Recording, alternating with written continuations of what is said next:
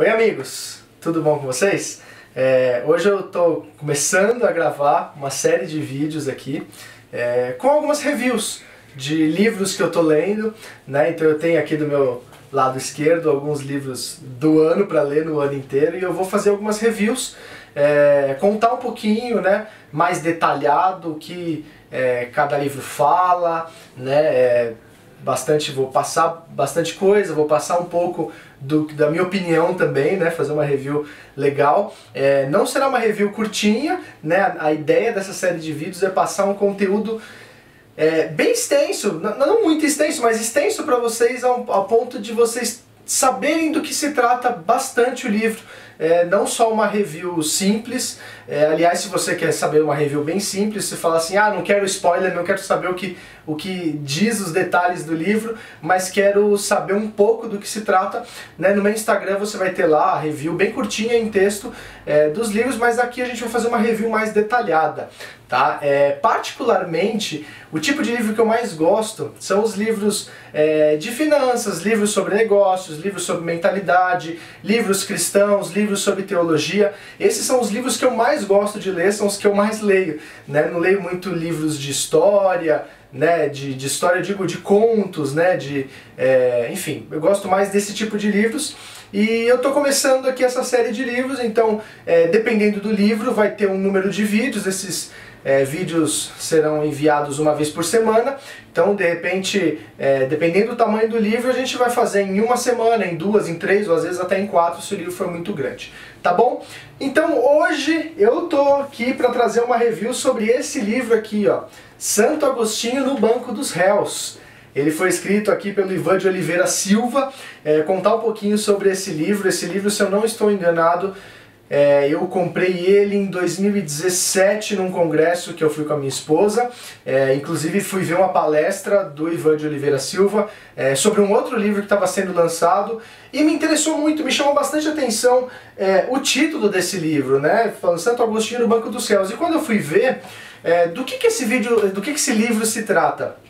Esse livro ele se trata de uma briga jurídica entre Santo Agostinho, ou Agostinho de Hipona, ou como, né, cada um gosta de chamar. Ele tem algumas outras nomenclaturas, como Doutor da Graça, né, ou como Bispo de Hipona, enfim. É um embate jurídico entre ele e Morgan Pelágio, que eles são contemporâneos, e eu achei bastante interessante a proposta do livro, né, por isso que eu comprei. A proposta do livro era trazer informações principalmente sobre a filosofia e a teologia de Santo Agostinho, só que de uma forma, de uma trama. Então não uma coisa pesada, não aquelas coisas muito técnicas, onde quem lê pela primeira vez, quem não tem muito costume de ler esse tipo de coisas, acaba achando uma leitura muito pesada, acaba tendo dificuldades de entender. E a proposta desse livro, a princípio, eu achei muito interessante, ainda não tinha lido, então eu li agora, né, agora em 2020, e achei bastante interessante e quero compartilhar com vocês um pouco do que foi esse livro para mim. Bom, então esse livro aqui, ele foi escrito, né, através da editora Reflexão. Inclusive o congresso que a gente foi era um congresso promovido pela editora Reflexão para falar um pouco sobre teologia arminiana. Não sei quantos conhecem, né, esse assunto, mas foi lá que nós vimos esse livro. Então, como eu falei para vocês, ele foi escrito numa trama e além de ser uma trama, né, como ele é teoricamente um embate jurídico, né, teoricamente ele é um embate jurídico entre Morgan Pelágio e Santo Agostinho, o Ivan de Oliveira Silva, ele buscou usar os termos, né, fazer como se fosse um processo mesmo, né, como se fosse uma audiência. Então tem todas as nomenclaturas, né, jurídicas. Ele não abusou muito também para não ficar difícil nesse sentido e para que qualquer pessoa conseguisse. Então a proposta de você falar dessa forma, para que quem não tem nenhum conhecimento sobre a teologia e filosofia de Santo Agostinho consiga saber. Então eu acho, lendo esse livro, eu terminei ele ontem, então eu acho que ele é muito bom para quem quer dar o start nesse conhecimento, porque ele tem uma forma muito simplificada de ser dita. Então eu estou com ele em mãos aqui porque eu tomei algumas notas e vou falar algumas coisas para vocês, tá? Então ele é dividido em 7 capítulos. ele tem 128 páginas, então você consegue ler, de repente, em uma semana você consegue ler, porque é um livro gostoso de se ler. Então isso fica muito fácil. Aqui no prefácio, que foi escrito pela Margaret Ann Lester, uma coisa interessante que ela colocou aqui foi que arquiteto do projeto intelectual da igreja e o último dos antigos e o primeiro dos modernos, Agostinho é uma das figuras imponentes da filosofia medieval, cuja autoridade de pensamento veio a exercer uma influência duradoura no período moderno. E fato é que muitas coisas de Agostinho nós vemos ainda hoje. Então é muito comum nós termos acesso a muitas obras de Agostinho. Tanto que Agostinho escreveu mais de 100 livros, né? O Ivan de Oliveira Silva comenta aqui. Bom, no início, o primeiro capítulo, ele fala aqui da queixa-crime contra Agostinho. Tá? Então aqui o título do primeiro capítulo é isso: a queixa-crime contra Agostinho, outro modo de análise do conflito envolvendo um santo e um pensador não ortodoxo. Tá? O santo é o Santo Agostinho, o pensador não ortodoxo é Pelágio. Então ele começa aqui, né, falando um pouquinho da vida deles, né, como num processo, né, numa audiência. Então aqui Pelágio não se tem muitas informações, como por exemplo a data e o ano exato do nascimento de Pelágio. Então fala que ele foi fundador do movimento pelagianismo, ele teólogo e filósofo não ortodoxo, nascido por volta de 350 e sendo um monge ascético e filho de pais desconhecidos. Tá? Então aqui, residente domiciliado em uma das ruas do Império Romano. Já Agostinho de Hipona, ele nasceu em 13 de novembro de 354, né, teólogo e filósofo medieval. Ele era filho da Dona Mônica e do senhor Patrício.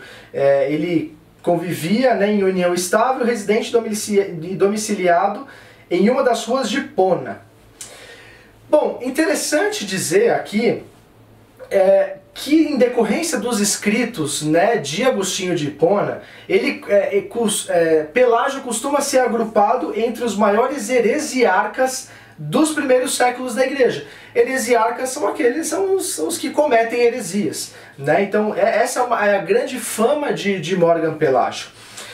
Uma coisa importante aqui, nesse livro, que é nesse processo, né, judicial, ele diz aqui: em suma, para esclarecer os pontos de ataque ofensivos do querelado Agostinho, seguem as principais teses defendidas pelo querelante Pelágio. Então eu vou falar aqui algumas teses, né, 7 teses aqui defendidas por Pelágio. Então não existiu pecado original e, por conseguinte, a natureza humana não tem inclinação invencível por seus próprios esforços. B. A pessoa humana, por suas próprias forças, é capaz de escolher pecar ou não pecar. Letra C. A graça nos ensinos de Paulo, o apóstolo, é apenas a lei ou ainda o exemplo de Cristo, podendo ainda ser compreendida como um tipo de iluminação do Espírito Santo para os mandamentos divinos. D. Adão teria morrido de qualquer maneira, mesmo sem o evento do pecado original. Assim, o primeiro homem não era dotado de uma condição especial de graça perdida pelo pecado. Letra E. O pecado de Adão não prejudicou toda a espécie humana, mas somente ele, pois o homem que pecar, este morrerá. Letra F. As crianças são privilegiadas com a vida eterna mesmo sem o batismo. E G. A pessoa humana é dotada de liberdade para, com seus próprios esforços, escolher fazer o bem ou fazer o mal. Então a gente já vê aqui um dos grandes motivos de Pelágio ser conhecido como um herege, né? Porque algumas coisas são bastante extremistas nesse ponto de, por exemplo, Adão não prejudicou toda a espécie humana. Então ele diz aqui que não existiu um pecado original e que todas as pessoas, todos os seres humanos, a partir de Adão e Eva, não foram concebidos em pecado, eles não herdaram o pecado original, coisa que nós sabemos, né? Se você... vou falar de interpretações, tá? Então a minha interpretação acerca da palavra do Senhor é que realmente que teve um pecado original que aconteceu, né, e todas as outras pessoas sofreram, né, tiveram uma herança desse pecado original. Bom, nesse processo aqui, Pelágio processou Agostinho por 2 motivos. Primeiro, pelo direito violado e segundo, pela injúria cometida. Então, Pelágio se achou injustiçado, né, e achou que teve o seu direito violado e a sua injúria, né, e foi cometida uma injúria contra ele. Então é por isso que ele abriu esse processo. Bom, os outros dois pontos aqui desse primeiro capítulo não tem nada muito importante. Ele fala aqui mais do despacho do juiz de direito da vara criminal e passa a ata da audiência preliminar, tá? Então vamos para o capítulo 2. No capítulo 2, o título do capítulo é Primeira parte do interrogatório de Santo Agostinho, a vida pregressa do acusado. Nesse capítulo, ele tem aqui o pregão da audiência, depois ele tem informações preliminares, né, ao interrogatório do réu, e depois ele vai para o termo de interrogatório. Tá? Onde ele vai começar o interrogatório, como dito, né, vai querer saber um pouquinho mais sobre a vida pregressa de Santo Agostinho. Então ele fala aqui, Santo Agostinho fala: meu nome é Aurélio Agostinho, nasci em 13 de novembro de 354 em Tagaste, uma pequena cidade localizada na Numídia, norte da África. Tá? Então aqui ele diz também dos, teoricamente, apelidos que ele tem, que é Agostinho de Hipona, Bispo de Hipona, Santo Agostinho ou até Doutor da Graça. Aí ele conta um pouquinho mais também sobre o pai dele, sobre a mãe. Então o pai de origem africana se chamava Patrício, como também a gente já comentou, né? Ele diz que nasceu em uma família de classe média. Ele fala também que o pai dele não era um cara muito cristão, não era um cara que tinha um estilo de vida, como diz aqui no livro, muito propagado ao cristianismo, né? Ele se entregou a uma vida adúltera, enfim. E ele fala muito bem da mãe dele, ele fala que a Mônica exerceu grande influência na vida. Então a mãe era a grande referência que Santo Agostinho tinha, tá? Mais pra frente aqui, já no capítulo 3, o capítulo 3 ele diz o seguinte: segunda parte do interrogatório de Santo Agostinho, respostas relacionadas à acusação propriamente dita. Bom, então ele inicia aqui esse terceiro capítulo, né, com uma nota de esclarecimento, onde ele fala assim: assim, na praxis forense, este é o momento para que o réu em um processo crime apresente os seus contra-argumentos destinados a repelir os argumentos constantes na acusação. Nesse sentido, prossigamos o interrogatório de Agostinho de Hipona. Então ele começa a fazer perguntas relacionadas ao crime, né, imputado, só que aí é engraçado porque o advogado, né, de Pelágio, ele questiona a imparcialidade do juízo, né, porque o juiz ali falou: olha, toma cuidado com o que você diz, né, você diz que tudo depende de um ponto de vista, e aí o juiz, o advogado, desculpa, ali de Pelágio, ele questiona a imparcialidade do juiz, tá? Mas aí ele parte então para os conflitos, né, com os maniqueus, como ponto de partida para a compreensão dessa queixa-crime, né, de Pelágio, porque tudo partiu através do conflito que Agostinho teve com os maniqueus. Vale lembrar que Agostinho, ele era maniqueísta. Agostinho era maniqueísta e a partir de então, a partir de um dado momento, ele saiu, né, ele deixou de ser maniqueísta por discordar de alguns pontos e até de forma veemente, né? Então aqui vou até usar as palavras de Agostinho no seu livro Confissões, que até tem aqui na editora Paulinas. No seu livro Confissões ele fala uma parte assim: caí nas mãos de homens desvairados pela presunção, extremamente carnais e loquazes. Suas palavras traziam armadilhas do demônio, né? Então são palavras de Agostinho de Hipona sobre os maniqueus. Então ele questionava ali não somente na questão do mal, que a gente vai entender um pouquinho mais o que é esse movimento maniqueísta, mas principalmente em relação às bigamias, né? Porque os maniqueus ali falavam que, poxa, os patriarcas, né, eles celebravam casamentos bígamos, né, e tudo mais, só que Agostinho entendia que isso era por conta da procriação e não por conta da sensualidade, tá? Bom, Agostinho aqui explica um pouco aqui no livro o que era o maniqueísmo. Eu vou ler aqui para vocês, é uma parte relativamente grande, mas é bastante interessante para a gente entender. Então ele diz assim: o maniqueísmo foi fundado por um sujeito chamado Corbícius. Posteriormente ele passou a ser chamado de Mani, nome honorífico, que em arameu babilônico significa espírito do mundo luminoso. Os maniqueístas, talvez para legitimar suas doutrinas, afirmavam que Mani recebeu uma missão de Jesus Cristo para ser seu apóstolo no anúncio da verdade revelada. Alguns chegam a dizer que Mani foi inclusive crucificado como Jesus. É possível encontrar relatos curiosos a respeito desse sujeito. Observe-se que o que encontrei em um livro. Abre aspas. Sem dúvida, a crucificação de Mani de que falam seus discípulos é uma assemelhação deliberada à morte de Cristo, o que vem confirmar a importância de Jesus para o sistema maniqueu. Se Cristo, doador por excelência da gnose, morreu na cruz, Mani, a maior personalidade entre todos os redentores, tinha que sofrer o mesmo destino. Meu Deus, que coisa maluca. Com vistas a fortalecer a teoria do chamado apostólico de Mani, encontramos em sua suposta autobiografia as seguintes afirmações: que a paz esteja contigo, Mani, da minha parte e da parte do Senhor que me enviou até a ti. Ele escolheu-te para seu apostolado, e eis que a tua missão é a de proclamar essa verdade.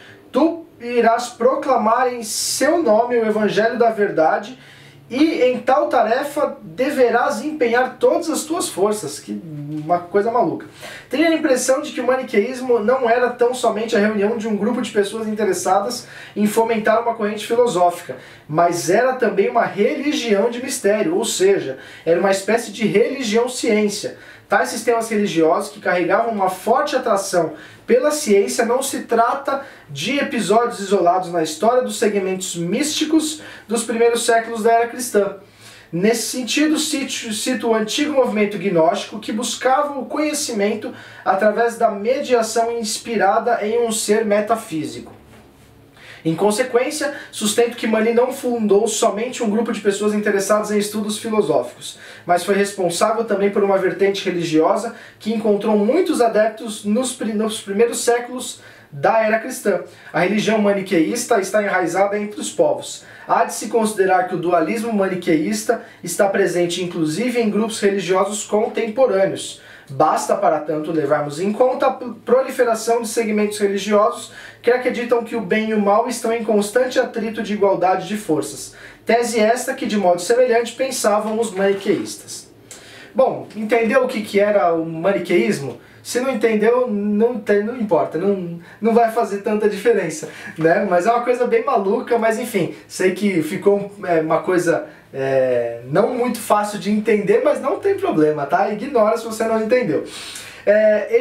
O Agostinho falou mais um pouquinho aqui sobre o maniqueísmo. O maniqueísmo elaborou uma cosmologia bastante peculiar que, em sua teoria a respeito da criação do universo, apresenta o bem e o mal em oposição constante. A gente vai entender um pouquinho do mito criacionista maniqueu, tá? Para eles, o homem está no meio desse verdadeiro duelo entre as alegadas potências primordiais. Em termos mais específicos, vale ressaltar que a característica fundamental do maniqueísmo é um dualismo radical. Há dois princípios, o bem e o do mal. O primeiro é espiritual e o segundo material, ou seja, está falando aqui que existem dois princípios nesse movimento maniqueu, onde o primeiro, que é o bem, é o espiritual, e o segundo, que é o mal, é o material. O primeiro é a luz, o segundo é trevas. Neste mundo, e particularmente no ser humano, estes dois tipos estão interligados e, portanto, numa luta contínua. Tá? É bem estranho esse sistema maniqueu, mas enfim. E aí, começa a gente começa a entender um pouco desse mito criacionista maniqueu, tá? Porque o juiz ali questiona se Agostinho entendeu se ele era adepto, né, se ele chegou a acreditar nessa cosmologia toda. E aí ele fala aqui, né, ele diz que tem três fases que ele precisa explicar sobre esse mito criacionista maniqueu, tá? Eu vou resumir, vou ler aqui, mas vou resumir porque tem bastante coisa, mas para vocês entenderem um pouquinho. É bem maluco, mas não leva em consideração não. Entende-se que na primeira fase do mito criacionista maniqueu, desde o eterno passado, há uma franca oposição entre duas substâncias, compreendidos como o bem, a luz barra Deus, e o mal, as trevas barra matéria. Tais substâncias apresentam a mesma potência e o mesmo valor, porém as trevas desejam apoderar-se da luz, e para se igualar com ela, haja vista que essa ofusca aquela. No entanto, esse desejo de igualar-se não está, porém, ligado a nenhuma compreensão de superioridade da luz sobre as trevas. Ambas estão em nível de igualdade como substâncias existentes. Então a gente já vê aqui que é furada, né? É totalmente antibíblico essa questão maniqueia aqui, até porque a gente sabe que, né, Deus não luta em pé de igualdade de força com as trevas, com o Satanás, enfim, Deus é soberano, é onipotente, é onipresente, ele é onisciente, então ele detém todo o poder. A segunda fase do mito criacionista maniqueu, a gente encontra um suposto grande drama universal, momento em que ocorre a mistura das duas naturezas coeternas, né, a natureza boa e a natureza má. Nessa senda, o mal manifesta interesse em absorver a luz. Esta, com o propósito de se defender dos ataques das trevas, emana de si o ser humano primordial, para capitanear uma luta contra o reino opositor. Esta primeira empreitada do reino do bem resultou em fracasso, de modo que o ser humano primordial e os seus filhos foram engolidos pelo mal.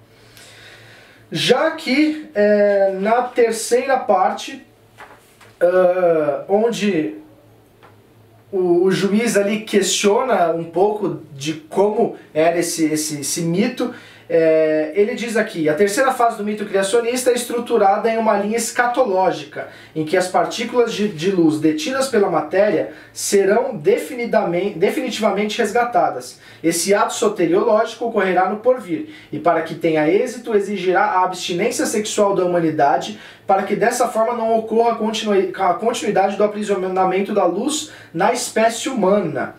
Então a gente vê que esses maniqueístas, acho que eles falavam que tinha que ter abstinência sexual, porque acho que de tanto que eles pensavam antes só nisso, né? Porque queriam ter uma bigamia, enfim, queriam tanta coisa. Então esse é um pouco do mito criacionista maniqueu.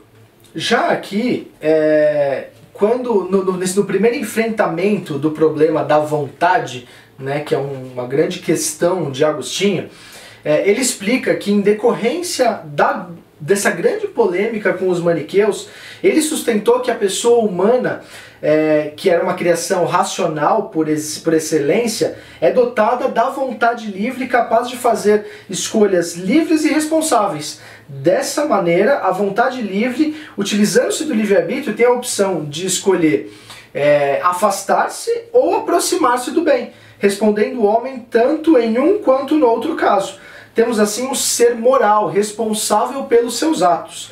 Então, nesse primeiro ponto, Agostinho fala isso, que nós somos totalmente responsáveis pelos nossos atos e que nós temos total livre escolha, né, livre-arbítrio para escolher o bem ou o mal. E aí o juiz, ele já questiona Agostinho, né? Ele fala: olha, Agostinho, não há uma contradição aí no seu pensamento? E Agostinho concorda com o juiz, tanto que ele fala: olha, excelência, eu, no fim da minha vida, eu escrevi uma obra chamada Retratações. E nela, Agostinho, ele expõe as diversas contradições que ele teve, as diversas mudanças de pensamentos que ele teve. Então, até aqui, a gente já vê duas vertentes de pensamento de Agostinho. Então, antes ele era maniqueu, depois ele se tornou, né, ele começou a ser um anti-maniqueu, né, ele começou a combater os maniqueístas. Então, ele fala que no atrito dele com os maniqueus, ele sustenta que a vontade livre é senhora do livre-arbítrio. Com base nas fontes bíblicas, em especial no pensamento paulino, Agostinho diz que ele sustentou que o homem possui o livre-arbítrio da vontade para viver bem retamente, né? Isso está em um dos livros dele, sendo que o pecado do primeiro homem, de Adão, foi exatamente o mau uso desse livre-arbítrio concedido pelo sumo bem, né? Pelo Senhor. Contudo, o livre-arbítrio da vontade é um bem concedido ao homem por Deus e, portanto, a sua natureza é boa, já que o sumo bem somente decorre obras boas e justas. tá? E aí o juiz pede para que Agostinho então comente essas fases da vida dele, né, e as mudanças de rumo, essas mudanças de pensamentos, e até o juiz comenta que fala, então, parece que não foram poucas, né, Agostinho? E aí ele começa falando, né, da boa vontade sem a cooperação divina, a pessoa humana à mercê de sua natureza, tá? Então ele explica aqui que não resta dúvidas que nos primeiros momentos da polêmica antimaniqueia, esforcei-me em apresentar o ser humano dotado de razão, sendo que essa razão é capaz de autodirecioná-lo ao bem, não havendo determinismo, conforme sustentavam os maniqueus. Apresentei um homem que está no controle de sua existência. Não há assim menção à dependência externa para que o homem tome suas próprias decisões morais. Então a gente vê que isso é mais do que um arminianismo extremo, né? É uma coisa que o homem está totalmente no controle da sua vida e não existe inclinação nenhuma para o bem ou para o mal. Ele faz a sua livre escolha baseado no livre-arbítrio da sua vontade. Já o segundo ponto de Agostinho é a boa vontade com a cooperação divina, né? Uma pessoa humana à mercê da graça. E nessa mudança, ele sustenta que o homem poderá atingir o bem por meio da cooperação da graça divina, visto que a natureza humana por si só não consegue inclinar-se para o bem. E a gente vê que a maior parte das pessoas que seguem uma linha arminiana, isso digo na minha opinião, a maior parte das pessoas que seguem uma linha arminiana seguem nesse sentido, né, que é uma cooperação da graça divina. Então não depende totalmente de nós para que alcancemos a graça, para que alcancemos o favor divino, bem como não nós não temos zero, né, de possibilidades. Então é uma cooperação com a graça divina. Não é totalmente Deus define o que cada um, para onde cada um vai, o que cada um vai fazer, mas também não fica totalmente a cargo de nós. Mas é uma cooperação com a graça divina. Já num outro momento aqui, a gente vê ele dizendo o seguinte: a vontade é sempre livre, mas não é sempre boa. Ou é livre de justiça, quando se sujeita ao pecado, ou então é má. Ou é livre do pecado quando serve à justiça, e nesse caso é boa. A graça de Deus, porém, é sempre boa, e faz com que tenha boa vontade quem antes a tinha má. Com o seu auxílio, a vontade começou a ser boa. Cresce em tanta bondade que chega a cumprir os mandamentos divinos que quiser, quando o desejar com decisão. Aquele que quiser e não puder, reconheça que ainda não quer plenamente. E assim reze para ter a vontade suficiente para cumprir os mandamentos. Desse modo, recebe ajuda para fazer o preceituado.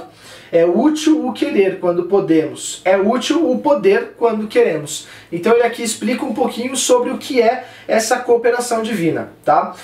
Já na terceira fase ali de Agostinho, não estou nem contando a quarta, que é a com os maniqueus, mas essa terceira fase, ele fala aqui, nos escritos agostinianos, na verdade o juiz que diz isso, nos escritos agostinianos anteriores ao ano de 417, ele defendia essa posição da cooperação com a graça divina. Porém, após 417,